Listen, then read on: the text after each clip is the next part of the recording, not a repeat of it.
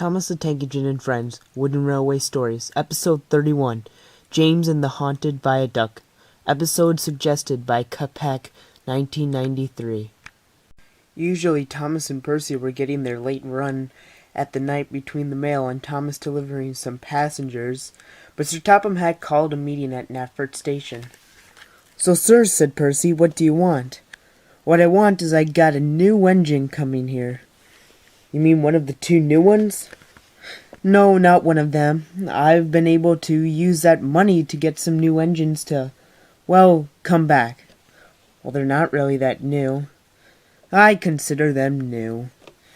"Well, nonetheless, who is it, sir?" "Ooh, look, there he comes." And a big, bright red engine puffed up next to him. "Good to see you guys again." "Oh, James. Good to see you." "Cheer up. Now the fun begins. James, I'm going to have you pull Old Slow Coach. She's right behind you.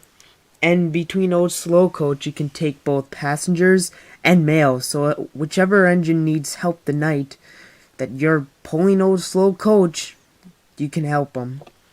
So who needs the help tonight?" "I'd probably do. There's been a lot of passengers as of late. I don't know why, but I do need the help. I guess Old Slow Coach will be taking some passengers tonight. Percy, Thomas, you guys can go." "Okay, sir." And Thomas and Percy both puffed away. For tonight, Sir Topham had Thomas take some passengers to the quarry, while he had Percy take mail to the docks.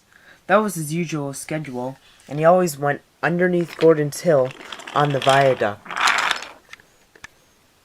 Back at Knapford Station, Sir Topham had started talking to James. "Now, James, all you have to do is take some passengers to Wellsworth Station. Shouldn't be too hard. They just need to go to Wellsworth for the night." "Okay. Are you promising it's going to be an easy job?" "It is." "What about sleep? I need to go to sleep."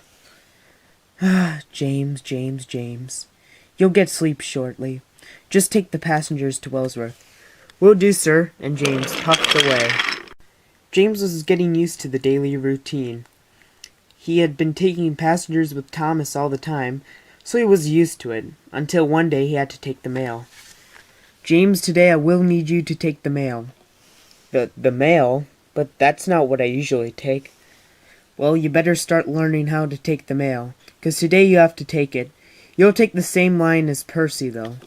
"Oh, okay. Well, then, I'm just gonna leave." So Thomas puffed away.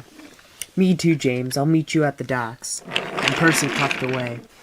"I will meet you whenever I feel like it," said James, and he puffed backwards. Percy waited patiently at the docks. After 20 minutes had went by and no James, he decided to leave. "Well, Colin, Cranky, I had fun talking to you guys, but I better go back to Knapford." "See ya, Percy," they said as Percy puffed away. James had been half an hour late by the time he showed up to Knapford. "James, we should have left a lot earlier." "Ah, whatever, Old Slow. I'm gonna take my time." And he puffed up, and he went on the path that Percy had went on earlier in the night. "Ooh, I've never been over here before. That's 'cause I never go to the docks." "What is this, a viaduct?" "I don't think it's a viaduct. I just think it's a regular old bridge." "It has to be a viaduct." Well, James was going on that exact same line as Percy. Percy and James did not realize this, and it was dark at night. Percy knew this line well, and he knew another engine was there. He was getting ready to come down, but James was going too quick. He looked over and he saw a figure of an engine. He didn't realize it was Percy. It's a ghost! Run!" And he started to run backwards. James, it's just me." "The ghost, he's coming closer." "James, it's..." No, get away!" And James kept puffing backwards. But James, "I'm gonna charge." So James ran forward, and he knocked Percy off the side of the bridge. "Help! Cinders and ashes!"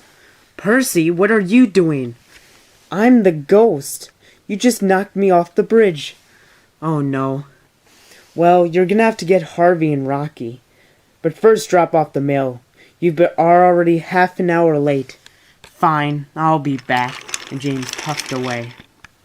Rocky and James soon had Percy back on the rails. Sir Topham had arrived to check the damage. Well, said Sir Topham Hatt, I had some workmen look over you. They said it's nothing serious. Well, that's good. Yes, it is. You should be out for a week, 2 at the tops. You'll sleep in the nice shed next to the sheds. Oh, that little small shed. Yes, I feel it'll be perfect for you. Just rest, Percy. That's what's best for you. Okay. James will push you home. Sounds good. I'm sorry, Percy. I didn't realize it was you. I understand. So who's gonna take over for you, Percy? Said Sir Topham Hatt. Probably Wilbert or Stanley. But they're gone. Shoot. James? It's the least I can do. Good, that's settled. James and Thomas will be running what you and Thomas would do. I can trust James. James is a good engine. Thanks, Percy, said James. Well, I'm getting sleepy, said Percy. Me too. And I just woke up from a very nice sleep. Can you guys take me home? Of course we can. So Sir Topham Hatt soon got into James as James uncoupled from Rocky. Let's go home, Percy. And the 3 went home.